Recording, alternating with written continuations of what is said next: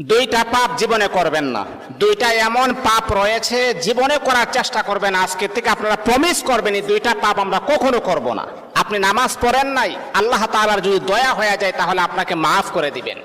আপনি ফজরের নামাজ পড়েন নাই, আল্লাহ পাক রব্বুল আলামিনের যদি মায়া লেগে যায়, আল্লাহ পাক রব্বুল আলামিন আপনার গুনাহকে আমার আল্লাহ ক্ষমা করে দিবেন।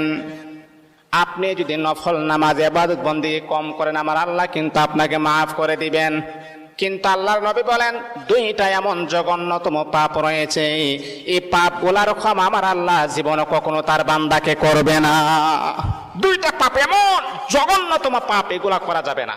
এক নাম্বার হচ্ছে অন্যের হক নষ্ট করা। অন্যের হক কখনো নষ্ট করবেন না। আজকে নিজের ভাই বোনের হক নষ্ট করে দেয়, অন্যের হক নষ্ট করা যাবে না। দুই নাম্বার হচ্ছে আল্লাহ পাক রব্বুল আলামিনের সাথে শিরিক করা। যদি কোনো বান্দা আল্লাহ পাকের সাথে শিরিক করেন, আমার আল্লাহ